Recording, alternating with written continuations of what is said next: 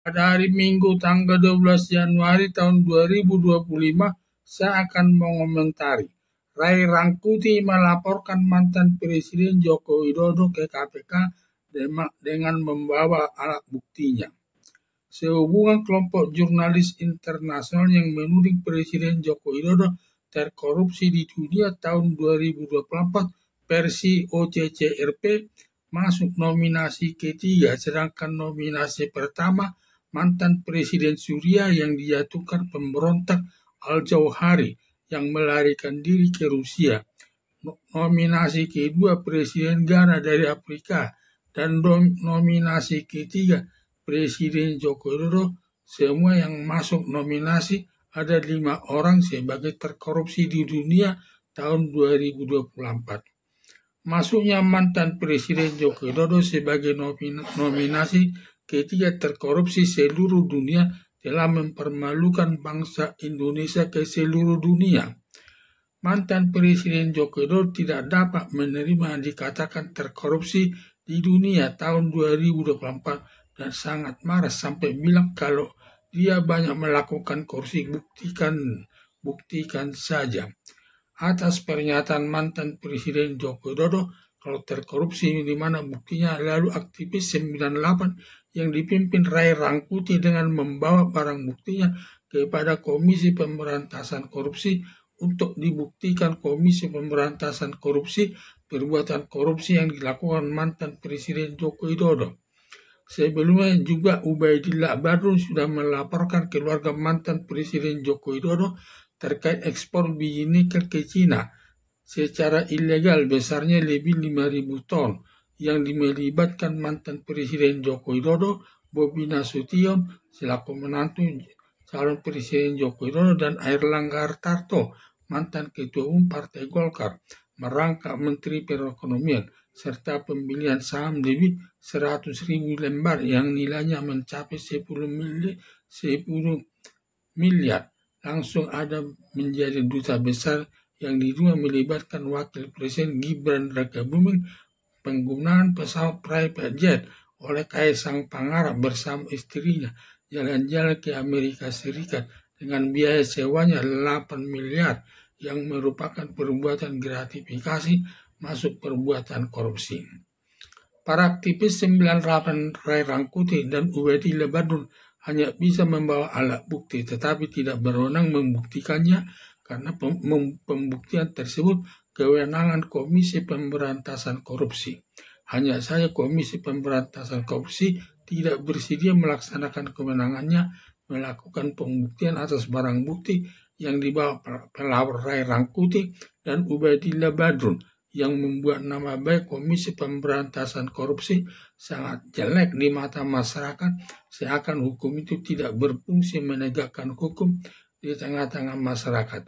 Padahal negara Indonesia sebagai negara hukum, di mana hukum itu sebagai panglima atau hukum itu paling tinggi dari semua lembaga negara, termasuk hukum itu lebih tinggi dari presiden atau lembaga kepresidenan yang diwujudkan lewat putusan hakim di pengadilan. Berdasarkan hal tersebut, Komisi Pemberantasan Korupsi menginjak-injak hukum itu. Demikian juga Komisi Pemberantasan Korupsi bertindak diskriminatif pada saat Presiden Joko Widodo dituding jurnalis internasional terkorupsi di dunia tahun 2024 versi OCCRP tidak diperiksa Komisi Pemberantasan Korupsi, tetapi bila menyangkut Presiden Joko Widodo akan membubarkan Partai Demokrasi Indonesia lewat kadernya, langsung Komisi Pemberantasan Korupsi menetapkan Hasto Kristianto selaku Sekretaris Jenderal Partai Demokrasi Indonesia Perjuangan sebagai tersangka. Demikian juga mantan Menteri Kehakiman Yasona Lawli ditetapkan sebagai tersangka, termasuk memanggil Megawati Soekarno Putri selaku Ketua Umum Partai Demokrasi Indonesia Perjuangan. Hanya saja Komisi Pemberantasan Korupsi tidak berani memeriksa laporan Ubaidillah Badrun dan Rai Rangkuti karena pembuktiannya sangat kuat, menyatakan mantan Presiden Joko Widodo melakukan perbuatan korupsi terkait penyelenggaraan pemilihan calon Presiden Prabowo Subianto bersama Wakil Presiden Gibran Rakabuming karena Ketua Komisi Pemberantasan Korupsi termasuk Wakil Ketua dan 3 anggota KPK sudah berhutang budi kepada mantan Presiden Joko Widodo ketika 2 bulan lagi pernah tugas sebagai Presiden mengusulkan pansel kepada anggota DPR untuk memilih 5 orang, yaitu ketua, wakil ketua, dan anggota KPK kemudian dilantik.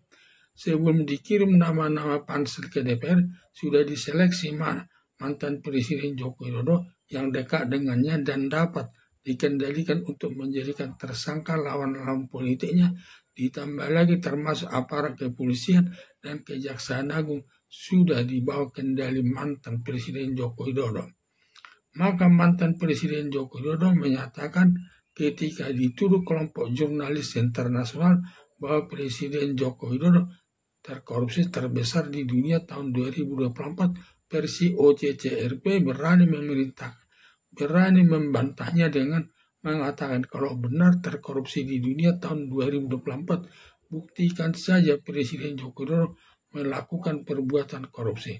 Karena semua aparat penegak hukum baik kepolisian, jaksa penuntut umum, dan Komisi Pemberantasan Korupsi tidak ada yang berani membuktikannya karena semua aparat penegak hukum sudah dibawa kendali mantan Presiden Joko Widodo, walaupun mantan Presiden Joko Widodo sudah pernah tugas dari jabatan presidennya.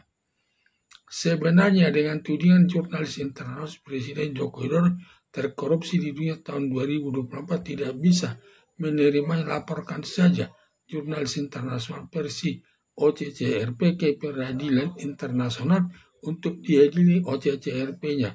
Tetapi mantan Presiden Joko Widodo tidak menuntut atau menggugat jurnalis internasional yang menudingnya terkorupsi. Berarti benar mantan Presiden Joko Widodo terkorupsi di dunia tahun 2024 versi OCCRP. Atau bila Presiden Joko Widodo tidak bisa menerima dituduh terkorupsi oleh jurnalis internasional, agar mantan Presiden Joko Widodo melaporkan jurnalis internasional ke peradilan internasional atau ke peradilan yang lain. Hanya saja laporan mantan Presiden Joko Widodo ditolak peradilan pidana internasional karena diduga peradilan internasional akan menolak laporan mantan Presiden Joko Widodo, sebab yang menyatakan Presiden Joko Widodo terkorupsi di dunia tahun 2024 hasil pendapat masyarakat internasional, bukan pendapat OCCRP. Apalagi yang menyatakan tersebut jurnalis internasional yang berpusat di tanah Belanda dari 6 benua.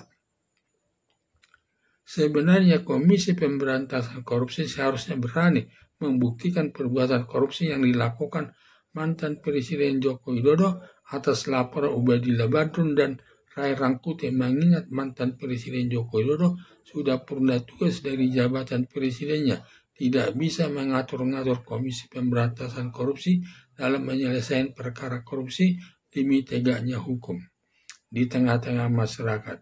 Harapan saya, semua barang bukti yang dibawa aktivis melawan Ray Rangkuti serta laporan Ubadillah Badrun, dosen Universitas Negeri Jakarta, supaya Komisi Pemberantasan Korupsi membuktikan semua laporan masyarakat, terlebih laporan Ubadillah Badrun dan Ray Rangkuti demi tegaknya hukum di tengah-tengah masyarakat. Sama saja tindakan Komisi Pemberantasan Korupsi diskriminatif menangani perkara korupsi.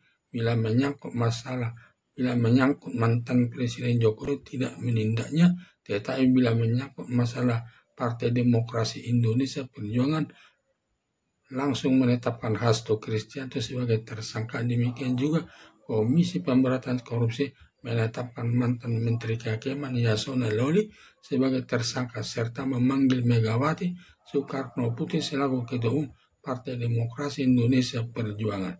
Sekian dan terima kasih.